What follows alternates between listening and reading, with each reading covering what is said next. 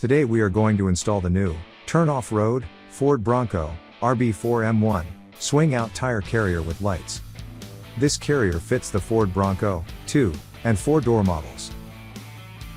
Installation time is around 60 minutes.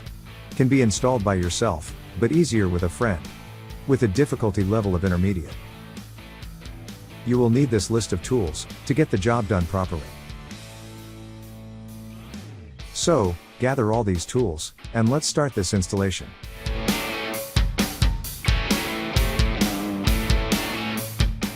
Begin by removing the spare tire. If you have the turn license plate relocation kit installed, remove and unplug it, then set it and the tire aside.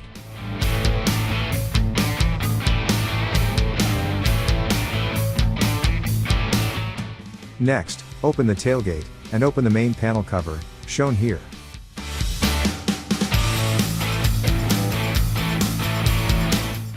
Then, reach inside and unplug the wire harness, unclip the rubber cap, and pull it through to the outside.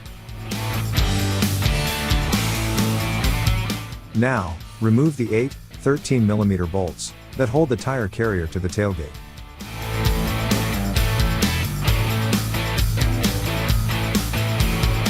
Then, remove the factory tire carrier and prepare it for next steps. Next, with the carrier on a workbench or table, remove the 4 T30 Torx screws that hold the third brake light plastic in place.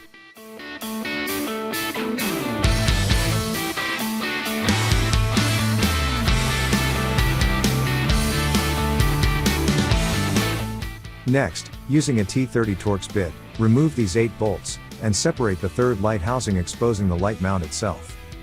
Then, remove the 2 factory bolts that hold the light, and remove the light and wire harness.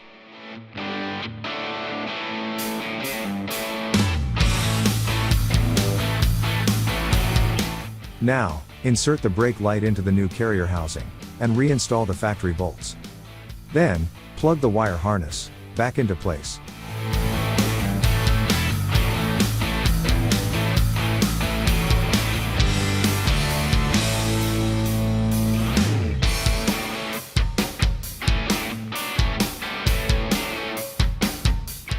First, this is the tire mounting plate, and it can be adjusted in and out according to the setback of your tire. It is pre-installed here, but you'll have to install this item. There are 3 different positions you can install it in using these 4 bolts.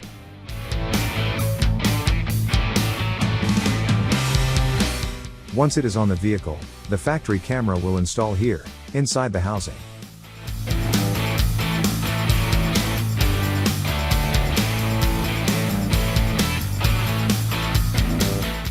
This is your factory light, which is installed from the back using the factory hardware.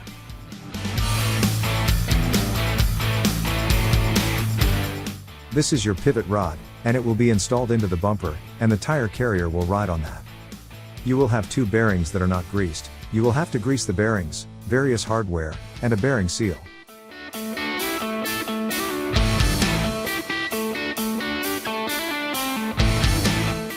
The brake light is installed with the factory hardware, and will mount on top of these 2 adjustment rails. They are adjustable, with 2 screws here on either side, and you can adjust the height, based on the height of your tire.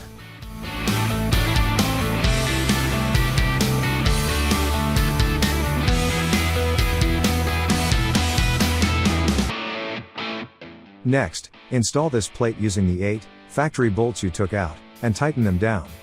The bump stop goes in the upper left-hand corner.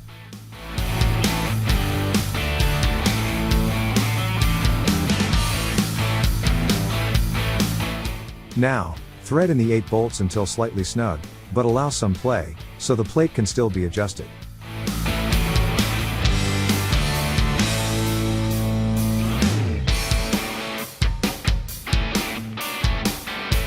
Then, bring in the tire carrier up against the bump stop, and adjust the plate, so the stop hits the tire carrier properly.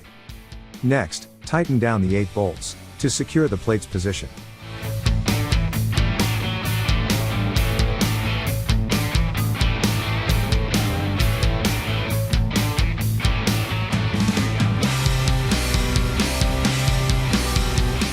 Now, remove the bumper bearing cap, and drop in the pivot rod.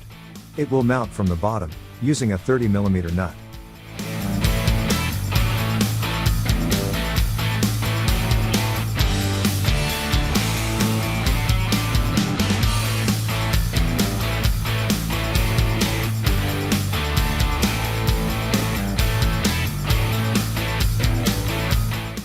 To tighten the pivot rod, put a wrench on the bottom nut, and thread on and tighten the nut on top.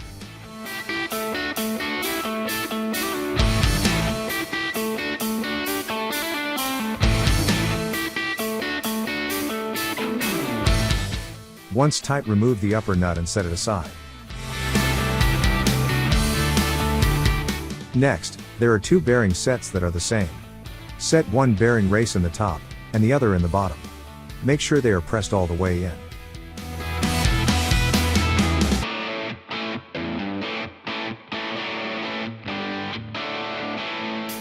Then, set the bearing seal in place on the pivot rod, as you see here. Grease up the bearings and install the bottom bearing on the pivot rod. Now, using a friend's help, grab the carrier, and set it in place on the pivot rod. Install the top bearing, and then the washer and nut. Tighten down the nut with a 30mm socket. Now, this step is very important, to making sure the tire carrier is aligned, and seated properly. To install the bearings properly, begin by tightening down the nut, to seat the bearings in the races. Then, rotate the carrier back and forth a bit, as shown here. Next, loosen the nut, to relieve pressure off the bearings, and tighten them back down again. After the first couple pivots, the bearings loosen, and need to be reseated. This process of tightening and loosening, properly straightens, and aligns the bearings, so they don't loosen up over time. Once seated, loosen the nut, so the bearings aren't over-compressed, then tighten down to a reasonable torque, and check that there is no play in any position, and you are done with this step. Next, grab the dust cap, which consists of a sealed insert and a cap. Install the O-ring, as shown here on the insert, then slide the insert into the carrier tube, lining up the 3 mounting holes. The cap then sits on top of the insert, like you see here.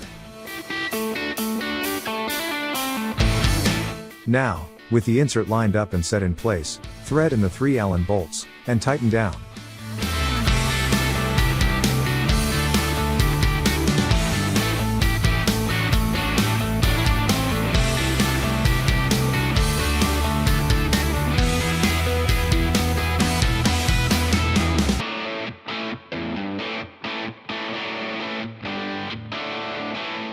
Then, set the cap in place, aligning the top 3 mounting holes, and thread in the 3 Allen bolts, and tighten down.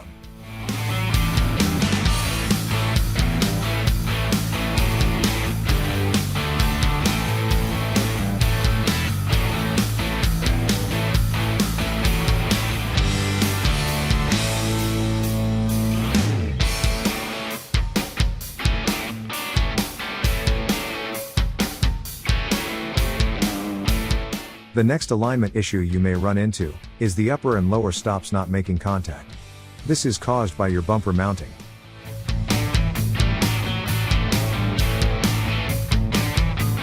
Your bumper may need to be shimmed, to tilt your bumper angle horizontally and vertically. This is due to frame variations, and different manufacturing setups.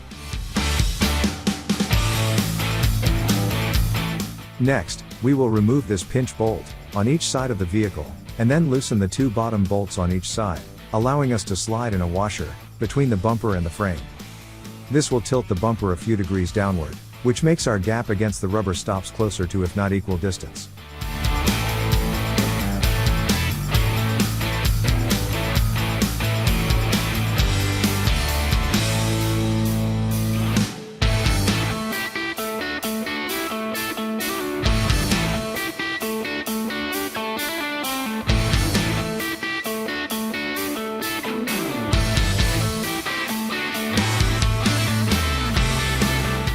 Insert the washer, the pinch bolt, and thread on the backing nut, on each side of the vehicle, and tighten down the bumper mounting hardware.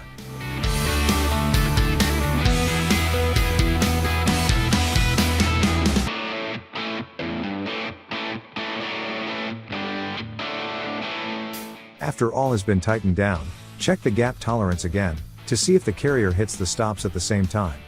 If it does, great. If it still isn't enough, then we will add one more bumper shim on the bottom side of the bumper to fix this issue.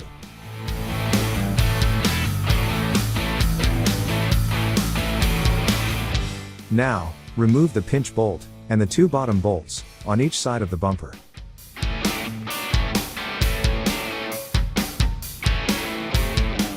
Then, pull out the shim plate, as you see here. We are going to add a washer to the front position of this plate to further tilt the bumper downward, fixing the gap. One simple way to hold the washer in place is to wrap tape around the plate, as you see here, which will hold it where you need it when reinstalling the plate. Reinsert the plate, thread in the bolts, and tighten down. Then, reinsert the pinch bolts, and tighten them as well. Do this to both sides of the vehicle, and now you should be good to go.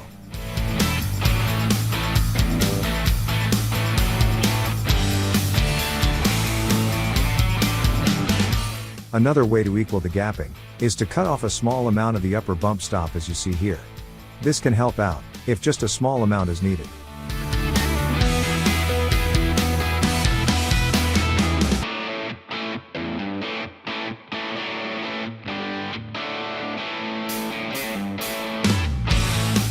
Next, you'll have 2 heim joints and a thread coupler which has a reverse thread compared to standard thread, so this will screw on as normal. And this will have to go backwards to screw in. That allows you to turn this and adjust the length equally. The best way to keep these aligned is to bottom out these nuts, and then as you adjust this to make it longer it'll stay consistent.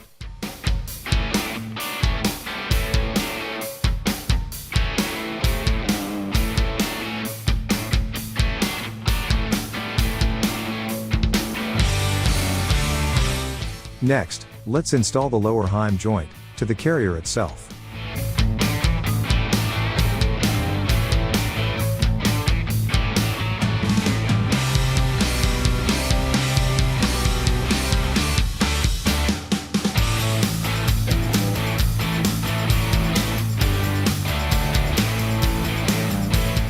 Then, turn the buckle outward until the holes line up on the tailgate plate, and insert the hardware.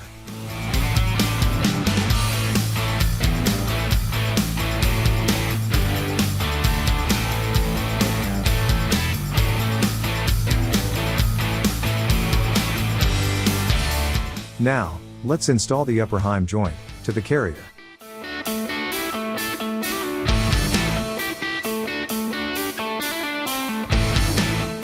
Next, you will want to go ahead and close this completely up and adjust the alignment till the bolt fits in. Now, open the tailgate and it will move them apart so you can thread on and tighten the backing nuts. At this point, we chose to keep the heim level and install it from the bottom at the plate.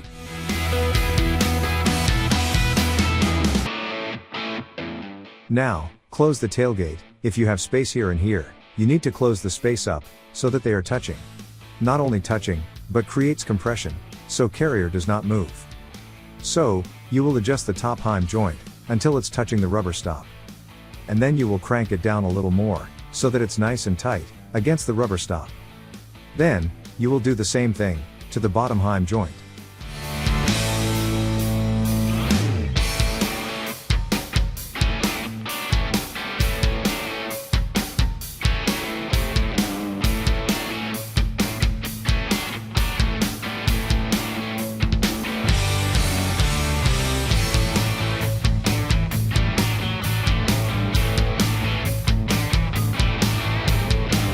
Once that is completed, you will see, there is no rattle or bounce to the tire carrier when the tailgate is shut.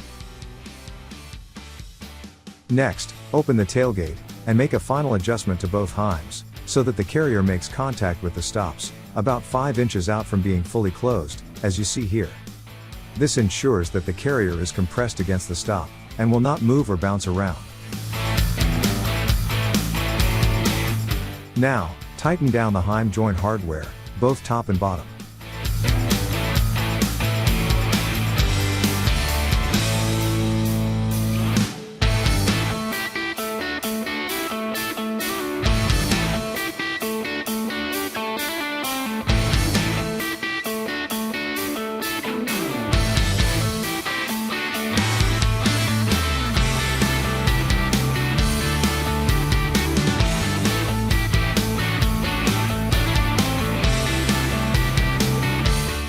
Now, spin down the jam nuts, and using two 19mm wrenches, tighten down the jam nuts. Next, repeat this step to the bottom jam nuts.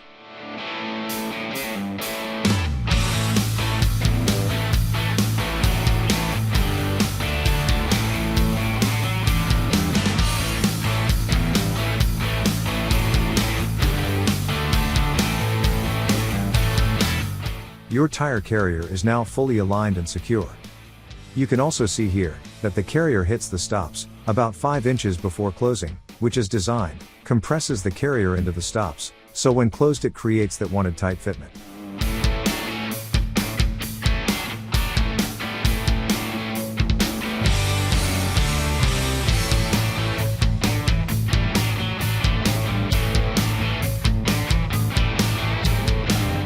This is your camera connector, and it needs to come through this hole right here. Leave this wire here. This wire is for the third brake light, and ran up this side here.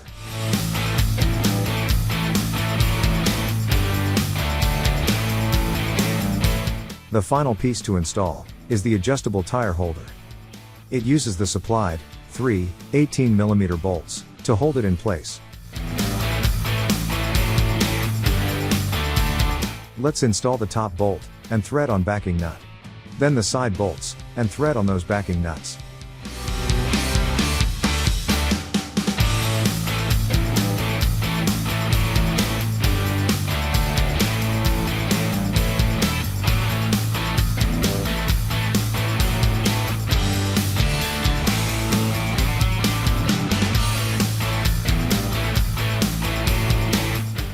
The wiring gets installed into the tire holder tube, and will come all the way out the end, so it can be plugged into the camera. Next, your connector is here, and we will plug in the camera, and it will go in this orientation, and then you will get the housing, to retain your camera and its factory position. Then using the supplied, 2mm Allen bolts, install and tighten down the camera housing.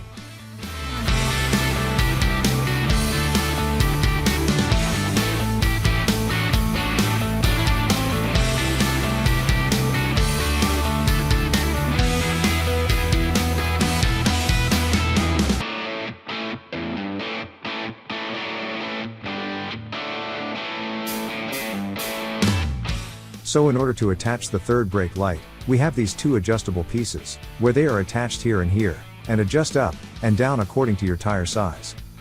The light sits down in between both pieces as shown here. Then, install the supplied 2 5mm Allen bolts, and 13mm backing nuts, and tighten down.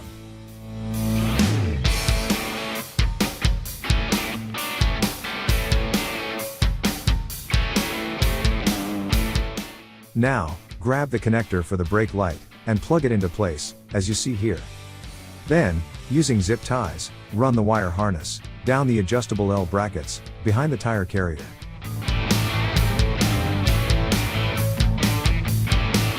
Next, insert the wire harness through the tailgate, and snap the plug into place. Then, go back, and using a pair of dikes or wire cutters, cut off the excess zip tie. Now going inside the tailgate, connect the factory plugs back together. Then, grab the factory plastic, and snap it back into place, as you see here.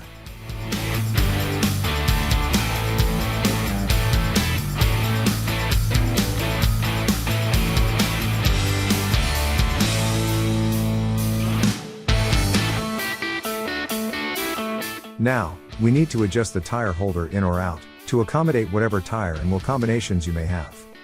To do this, lie your tire face down on the ground, and using a long level or a 2x4, measure from the back of your wheel center, to the bottom of the level or 2x4. So in our case, the depth is 5 5/8 inches. So we will measure from this point on the tire carrier, out to this point on the tire carrier, adjust to about 5 1/2 inches, and that will give us just the right amount, to hold the tire firmly in place.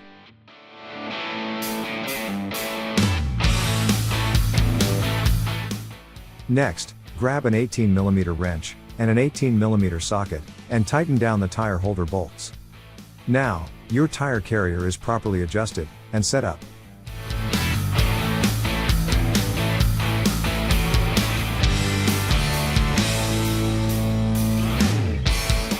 Congratulations, that completes your Turn Off-Road swing out tire carrier install. This integrated swing out tire carrier is built to meet the demands of the most rugged off-road enthusiasts. By transferring the weight of the spare tire from the tailgate to the frame, this bumper not only protects your Bronco's factory components, but also ensures long-term durability and reliability.